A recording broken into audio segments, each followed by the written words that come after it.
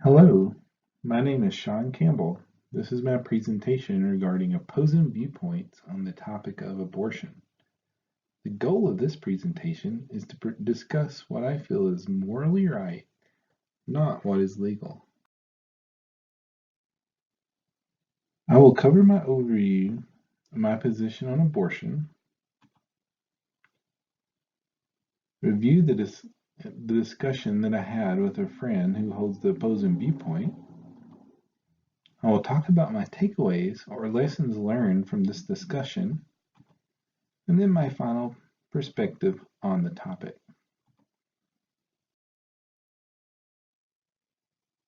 My position on abortion is pro-life. Specifically, I am pro-life when it comes to voluntary and non-medically necessary abortions. I understand that the U.S. Supreme Court decision in Roe v. Wade grants the legal authority to have an abortion.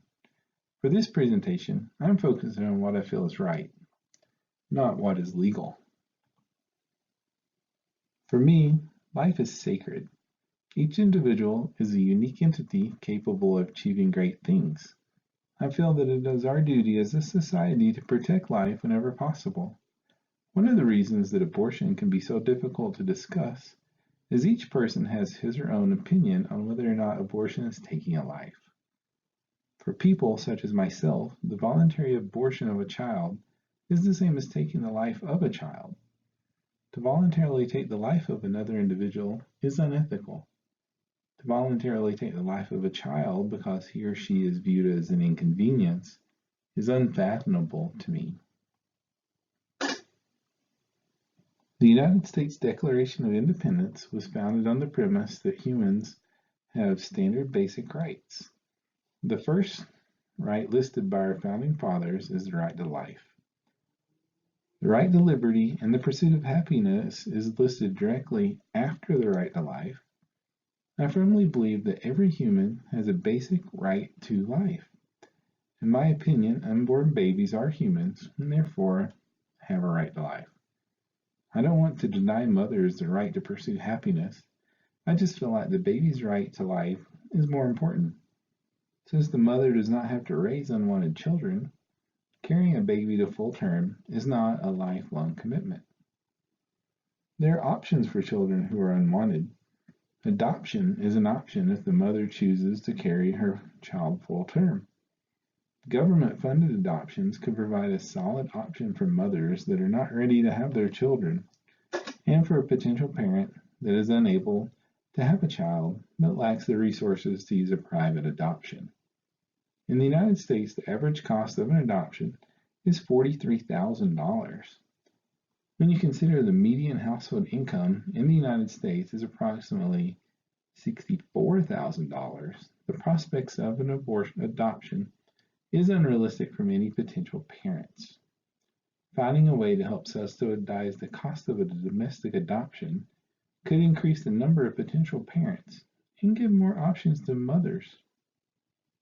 I also believe that fathers hold an equal amount of responsibility to care for a child. It should not be the mother's sole responsibility to carry the child full term and fully support both herself and her child. Once a pregnancy is viable, a genetic test proving the paternity of the father can be done. The father should shoulder his share of medical bills and help the mother, even if her plan is to give the child up for adoption after birth.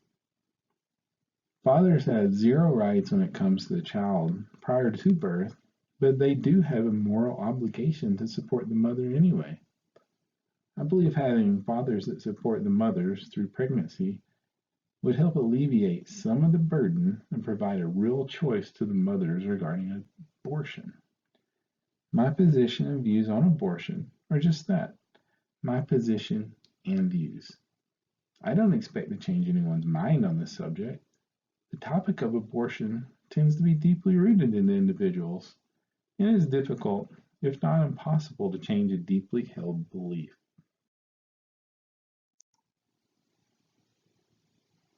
To complete this assignment, I reached out to a good friend of mine that I know is a pro-choice individual. She's a close friend, but I was reluctant to discuss this assignment with her since abortion is such a hot topic. I chose her because I respect her opinion, and I didn't think that she would let her emotions get out of control during our discussion. The first question that I asked her was, at what point do you consider a baby to be alive inside his or her mother? She thought about this for a minute and responded with a simple answer of when you hear the heartbeat. I was a bit surprised by this answer, since that is also the same view that I have. The second question I had was, why does the right to choose take precedence over the baby's right to life? Her answer to this question was a bit longer. Her initial response was not everyone is fit to be a parent in a lot of situations. She went on to explain that sometimes it's not a logical decision because of financial reasons, and the mother may not be mature enough to raise a baby. Some mothers would be shunned by their families if pregnancy was discovered. Young women may not have many options to support themselves, much less a child, if their family turns their back on them.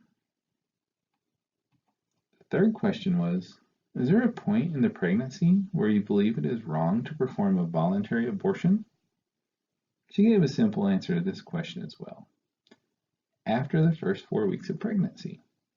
This is around the same time that the heartbeat can be heard by a doctor. This answer lined up well with when she thought a baby should be considered alive. She also added that pregnancies can be especially risky up until the point of a heartbeat. Since it is difficult to predict the viability of an early pregnancy, it's not wrong to end the pregnancy through medical means. The fourth question was, how should the federal government regulate when abortion is legal and when it isn't? She decided that the government should take the most common state guidelines on abortion should be legal if the pregnancy is less than 12 weeks. Anything after 12 weeks should only be done if the pregnancy becomes no longer viable or if there is a significant risk to the mother. She felt that making these guidelines stricter would place an undue burden on the mother. Situations change, and those changes might make the option of raising a child impossible for the mother. The fifth and last question that I asked was, should abortions be funded by federal government? She responded that the federal government should not fund all abortions. Pregnancies caused by rape, assault, or incest should qualify for federal funding. She feels that it is the government's responsibility to help its citizens. Funding abortions in instances of rape, assault, or incest would provide a great service to the citizens.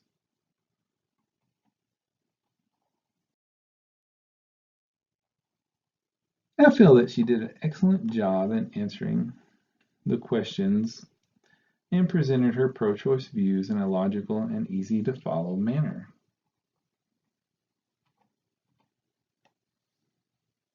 I was glad that our discussion did not elevate into an argument. Some of the answers that she gave lined up with my views as a pro-life person.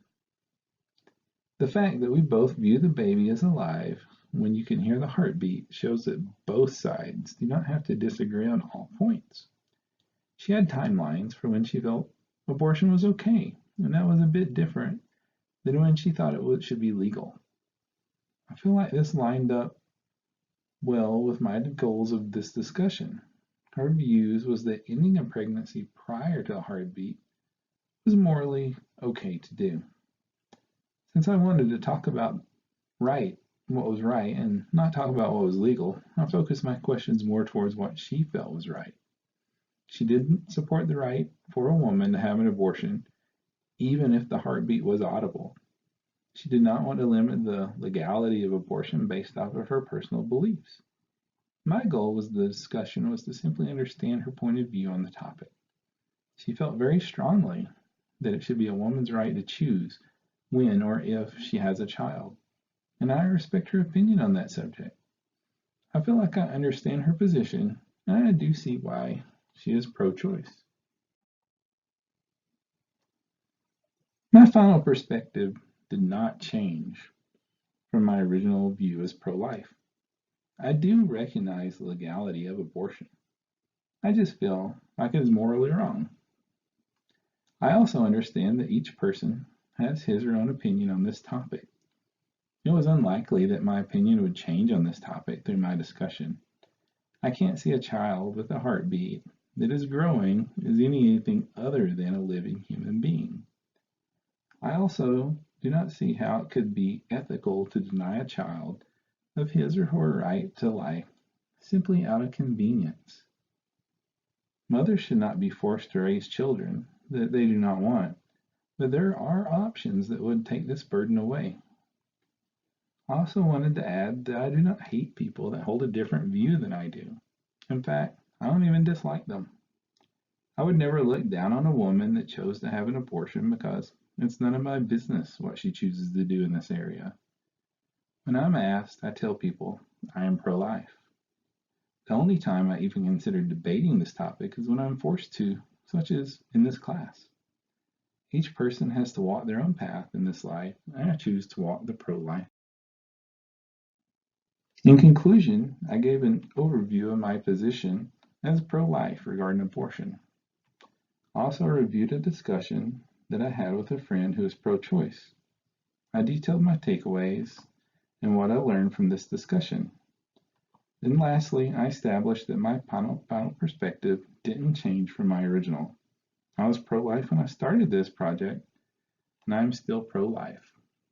Thank you.